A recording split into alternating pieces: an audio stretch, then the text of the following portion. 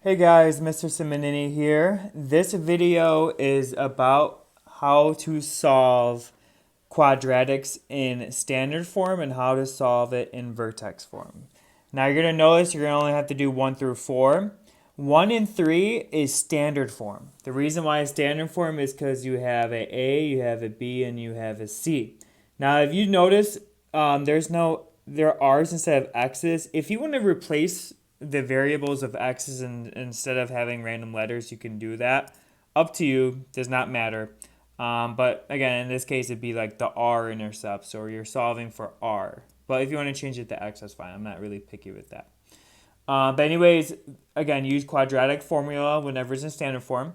When it's in vertex form, remember, this is a first semester question. If it's in vertex form, you just use your wheel or your arrows in order to solve it. So you're going to be doing 1, 2, and 3. Sorry, 1, 2, 3, and 4. I'm going to do 5 real quick so you have an example to look at. So again, when it's in standard form, you have an A. In this case, it's 1 because there's 1 in front of P squared. My 8 is my B. My C is my 12. Again, use the quadratic formula here. This is what you're plugging into decimals.com. So I'm going to go to decimals. Remember, you hit the scientific calculator. Hit the fraction bar first, and then you enter what you have. So it'd be negative 8 plus the square root of 8 squared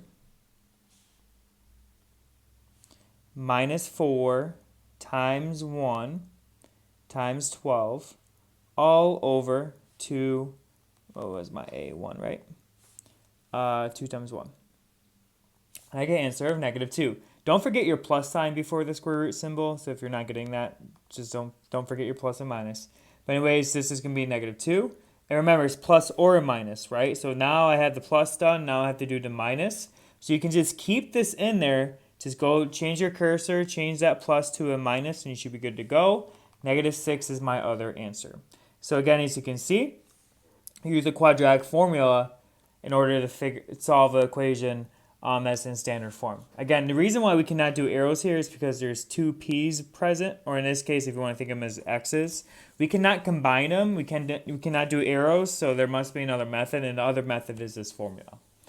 All right, number 6, again, this is in vertex form. There is 1 p, so you can go ahead and just start solving it like it's first semester. Plus 4 squared minus 4. Remember, this side is PEMDAS, right? And then now we have to do the inverse over here, so it'd be plus 4 and then plus or minus square root. So the square root of 4 would be 2 or negative 2 because it's plus or minus. I'm not done. I have to do minus 4 up here. 2 minus 4 is negative 2. Negative 2 minus 4 is negative 6. And as you can see, they have the same answers as the previous problem. And that's what's going to happen in 1, 2, 3, and 4. Now, just to show you actually, I can show you that 5 and 6 are actually the same quadratic.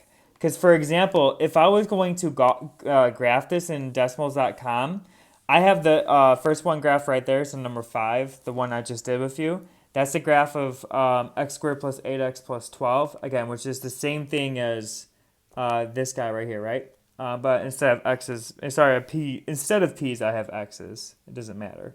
And then if you look at the other graph, make it blue, ends up being the same thing. So they're actually equal to each other.